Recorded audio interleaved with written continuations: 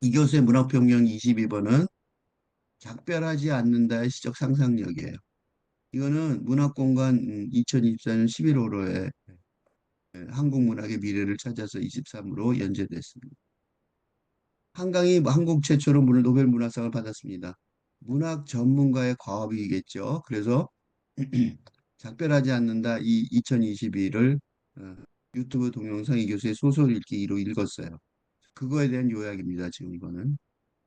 한강의 수상이 못마땅한 사람들의 분노 표출로 인해 해안이 이념 전쟁은 그 거꾸로 그런 전쟁이 벌어진 이유는 한강 소설의 강렬한 시적 산문의 힘을 반어법적으로 증명하는 거죠. 일개 소설일 뿐인데, 그지? 그거에 대해서 연락에 분노한단 말이죠. 응? 거꾸로 이제 그 힘이 얼마나 센 걸 알 수 있는 거죠. 이런 한강 소설의 시대적 의의를 설명할 의무가 지식인 사회에 당연히 있겠죠. 그래서 그걸 설명을 해야겠다고 생각한 거죠. 한국인들의 서사는 근본적으로 공감을 지향하며 중요한 장면에서는 곧장 과거형 문장이 현재형으로 바뀐다. 혹은 시가 그런 것처럼 직접적인 목소리로 독자에게 공감을 요청한다. 우리나라는 그래서 시가 굉장히 세요.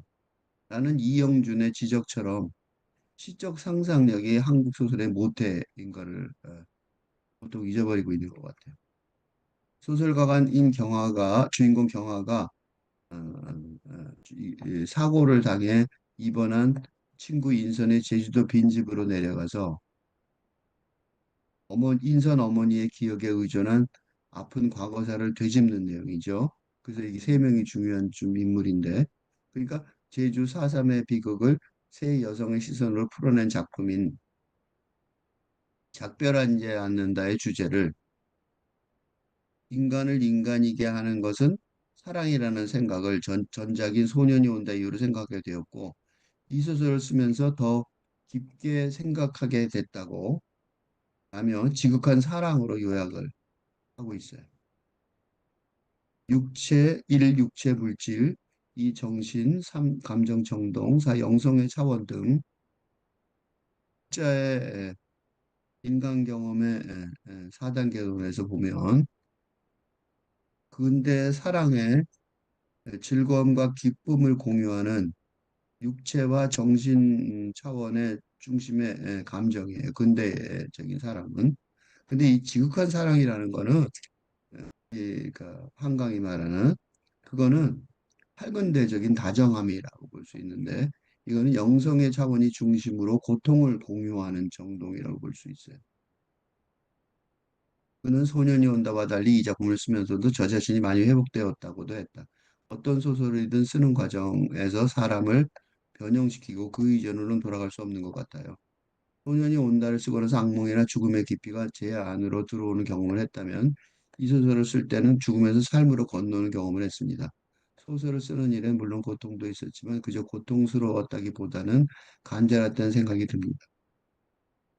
2022년 강연에서도 어떤 고통은 지극한 사랑을 증거한다 또는 지극한 사랑에서 고통이 스며나온다. 사랑과 고통은 그렇게 이어지는 것이라고 생각했다라고 말을 해요. 우리는 다 고통을 느끼는 인간이기 때문에 연결되어 있다고 생각합니다. 언어라는 불완전한 도구를 통해서 아주 깊이 내려가서 뭔가를 말하면 읽는 사람이 같이 깊이 내려와서 읽어준다고 믿어요. 그 믿음이 없다면 쓸 수가 없고요. 문학이 존재할 수가 없습니다. 우리가 연결될 수도 없고요. 물질적 행복을 추구하는 자본주의 적자생존의 근대 정치학이 아닌 영적 유대를 통한 다가올 민주주의 공동체 형성의 기반이 되는 탈근대 정치성의 미래를 한강이 말하고 있는 거죠. 소설의 제목을 작별하지 않겠다는 각오, 그것이 사랑이든 애도든 어떤 것이든 종결하지 않겠다는, 끝까지 끌어안고 걸어나가겠다는 결의라고 생각했다. 라고 설명을 해요. 작별이자만 하지 않는 거야? 정말 작별하지 않는 거야? 완성되지 않는 거야? 작별이 미루는 거야? 작별을 기한 없이? 등 제주 4.3 추모비 건립 프로젝트인 소설 제목에 관한 질문에 이 소설의 서사가 갓난아기 머리에 총을 겨누는 광기가 허락되었고 오히려 포상되었고 그렇게 죽은 10살 미만의 아이들이 1,500명이었고 등 절멸을 정당화하는 이념 전쟁의 틀을 벗어나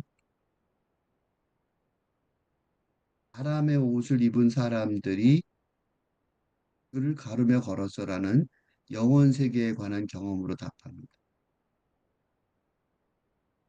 카네기 미술관 퍼포먼스 흰을 가로지르려면 말의 죽음을 통과해야 했다고 생각했다며 언어도 아니고 침묵도 아닌 것 그것들 사이에 어쩌면 그 언저리에 어둑한 밑면에 고이거나 흔들리거나 부서지는 것을 표현하고 싶다고 한강이 말해. 이거는 불림 문자로 그죠? 재현 불가능한 경험이라서 문자 언어로 재현 불가능한 경험이라서 동양 신비주의 영성 사상의 천불교의 불임자 전통의 힘을 입은 것 같아요. 일부가 소설 구성 요소의 긴 발단이고 2부가 전개와 절정, 3부가 결말인 것 같은데 1부의 시작, 그러니까 성긴 눈이 내리고 있었다. 그래서 밀물의 바다로 무덤이 물에 잠기는 사태를 안타까워하는 악몽을 꾸지만 유령의 세계와 접목된 2부의 시작, 바다가 빠져나가고 있었다라는 썰물의 바다로 악몽의 시간을 벗어나요. 유튜브 동영상 어, 대립과 정복의 근대 낭만적 감정에서 타협과 포월의 8근대 다정한 정동으로 8근대 혁명 실천론 6에서 필자가 인용한 전근대의 현실에 대항하는 근대 소설의 픽션이 아니라 픽션에 대항하는 8근대 소설의 픽션의 시대가 되었다고 요약한 랑시엘의 개념 구조를 동원하면 일부 경화가 근대 픽션의 주인공이고 앵무새 아마와 아마의 영, 친구 인선의 영과 대화하는 2부의 경화는 8근대 픽션의 주인공이라고 할 수 있어요. 일부 소설가 경화는 누구냐면 소년이 온다를 쓰고 악몽에 시달리는 소설가 한강의 사적 경험의 페르소나인데 그러나 어떻게 악몽들이 나를 떠났는지 알 수 없었다. 그들과 싸워 이긴 건지 그들이 나를 다 깨고 지나간 건지 분명하지 않았다라고 말하는 이부의 경화는 근대 소설이 아니라 팔근대 소설의 주인공이라고 할 수 있어요. 극적인 전환은 죽으러 왔구나. 예를 들다 나는 생각한다. 죽으려고 이곳에 왔어라는 일부의 결론적 독백에 동의하면서 시작되는데 사람의 몸을 입은 사람들을 가르며 걸어서라고 숨이 쉬어지지 않을 만큼 행복했다는 친구 인선의 경험과 만나는 동화의 행복한 종말, 영성 세계의 하빌의 경험을 이해할 수 있게 되는 거죠. 작별하지 않는다의 그 시적 상상력이라는 제목으로 한강 소설의 시적 상상력을 편하게 강조한 건 이 소설 작별하지 않는다가 시집, 서랍에 저녁을 넣어두었다에 실제로 힘입고 있어 그래요. 불빛과 번지는 어둠 틈으로 반쯤 죽은 너 얼비쳐 나는 입술을 다문다. 봄은 봄, 숨은 숨, 너은 너. 나는 입술을 다문다. 어디까지 번져가는 거야? 어디까지 스며드는 거야? 기다려봐야지. 틈이 닫히면 입술을 열어야지. 혀가 녹으면 입술을 열어야지. 다시는, 이제 다시는이라는 시, 새벽에 들은 노래에서 한강은 전지적 작가의 시점이 아니라면 나뭇잎을 강요하는 근대 문자 세계의 압력에 맞서서 시적 상상력의 도움으로 열린 입의 열린 혀 없는 말로 영성세계의 불린 문자의 진리를 전하겠다고 다짐하고 있어요. 소설을 쓸 때 소설 속 정심의 엄마예요. 인선의 엄마예요. 마음에 데려오고 노력했다는 그는 이 소설이 저에게 언제나 요구했던 상태는 지극한 사랑의 상태였다는 생각이 든다고 했다. 소설 후반에 환상성이 있는데 저는 사랑이라는 것이 여러 삶을 살게 하는 것이라고 생각합니다. 깊이 사랑할 때 우리는 나의 삶뿐만 아니라 사랑하는 이의 삶을 동시에 살게 됩니다. 사랑하는 사람을 위해 기도할 때 내가 여기에 있지만 동시에 그곳에 있게 되는 것이고 그런 상태가 초자연성을 갖고 있다고 생각해요. 소설 속 인물들의 간절한 마음을 생각했습니다. 한강의 전형적 강조 스타일인 이탈릭체와 시 형식으로 재현한 젖먹이 아기도 절멸이 목적이었으니까 무엇을 절멸해? 빨갱이들의 빨갱이들을 이 장면은 사랑이와 이분법으로 구별한 절멸 대상 빨갱이 집단에 젖먹이가 아기가 속한다는 합법성에 근거합니다. 한강의 기적을 분노하는 사람들이 얄팍한 추정과 달리 국가 권력 폭력의 이 고발이 아님을 시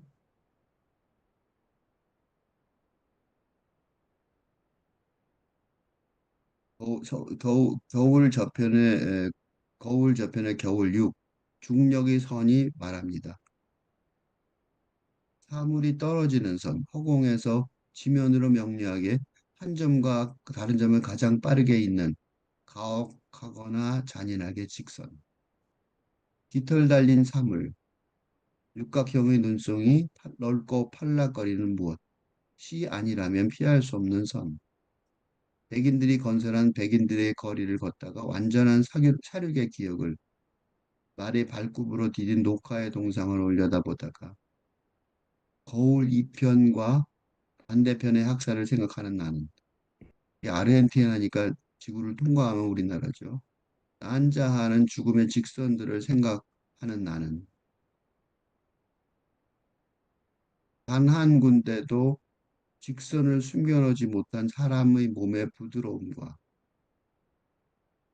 꼭 한번 완전하게 찾아올 중력의 직선, 죽음이죠.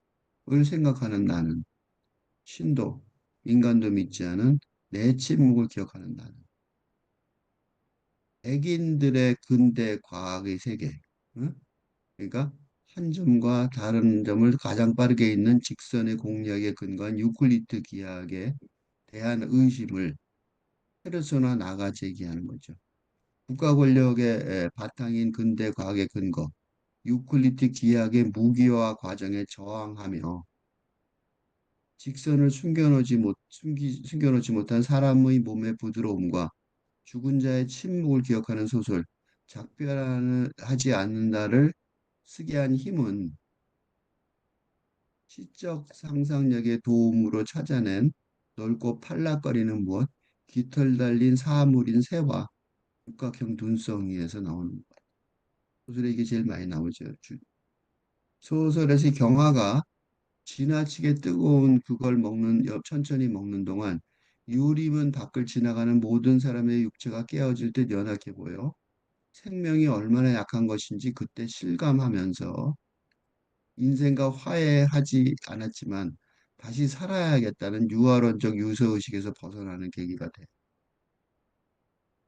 시집의 서사 어느 늦은 저녁 나는 은 죽지 못해 살아야 한 한강 작가의 심정을 잘 요약합니다. 어느 저녁 늦은 저녁 나는 흰 공기에 담긴 밥에서 김이 피어오르는 것을 보고 있었다. 그때 나는 알았다. 무엇인가 영원히 지나가 버렸다. 지금도 영원히 지나가 버리고 있다. 밥을 먹어야지. 라는 밥을 먹었다고. 한강의 소설은 근대 픽션의 강렬한 산문의 세계를 포함하지만 초월하는, 즉 포월하는 새로운 탈근대 픽션의 강렬한 시적 산문이에요. 그래서 제주의 4.3 이야기를 영화로 만들 것인지 경화가 물었을 때 인선이 즉시 부인할 수 있었어요. 영화적 상상력을 근대 소설의 상상력으로 보완할 수 없고 시적 상상력의 경지까지 확장해야 하기 때문이에요. 국가 권력의 폭력 행위에 무의식적으로라도 동참하게 돼 있던 근대 담론에 봉사하는 문화적 예술적 상상력에 대한 소규모 집단적 반발이 서구 식민제국주의 전성기의 모더니즘의 탈근대적 자각이었어요. 엘리엇이 유럽 문명을 황무지로 규정하였고 주세 콘라드가 아프리카 원시 콩고가 아니라 대영 제국의 수도 런던이 어둠의 핵심이라고 당당하게 지금까지 유효하게 규탄했던 거죠. 한강의 혀가 없는 말로 어, 쓰는 고통의 글쓰기는 감정과 정서가 제대로 작동하지 않는 근대 예술의 난경에 대처하는 일이 됐단 말이죠. 그러니까 근대인의 존재성이 절멸되는데, 그러니까 헛개비가 됨으로써 응? 저녁에 우는 새와 대화할 수 있는 무엇도 해칠 수 없는 홀령, 응? 적과 아군 등 근대의 이분법 대립을 포월하는 탈근대적 존재성 같은 게 마침내 된 대표 사례를 거울 저편의 겨울 12, 여름 천변 서울 등에서 보여줘요. 시적 상상력의 질서로 탈근대적 담론을 형성할 의무가 이 시대의 최우선 과제인데 한강의 노벨상 수상은 그것의 공적인 인가라고 할 수 있어요. 영화와 인선이 영성의 차원에까지 공감하는 친구가 된 건 우정을 죽는 순간까지 생과 영의 혼재 상태까지 시키고 나갈 수 있었기 때문이에요. 그러니까 초시간적 순환의 동양적 세계관을 통해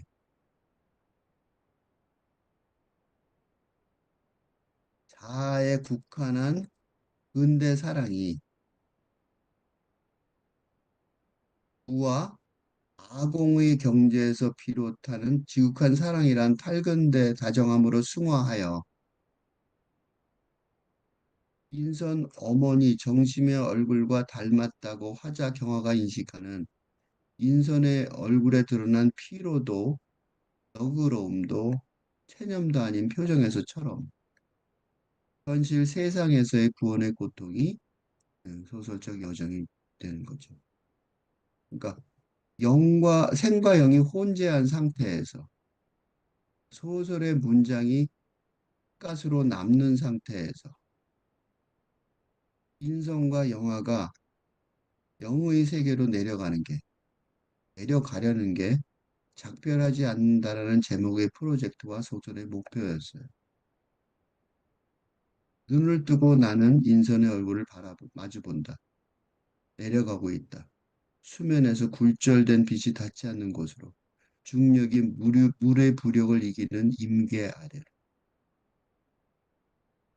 이는 그리스도교 신비주의자 십자가 성령 안에 영혼의 어두운 밤의 1단계 육체의 멸절을 통한 물질주의 현실과의 결별 과정이라고 여겨집니다. 십자가 성령 안에 영혼의 어두운 밤의 최종 2단계는 자아의 멸절을 통한 신성과의 합일이란 지복의 상태로 가는 길입니다. 한강은 이 길이 광주 사태와 제주 4.3 등 무고한 희생자와 함께하는 자비의 차원에서 진정으로 완성된다는 걸 아는 거죠. 한강의 소설에 반영된 그리스도교 신비주의와 회통하는 동양 신비주의 선적 영성 사상의 힘을 노벨 문학상 위원회가 격렬한 시적 산문이라 정의했다고 생각합니다.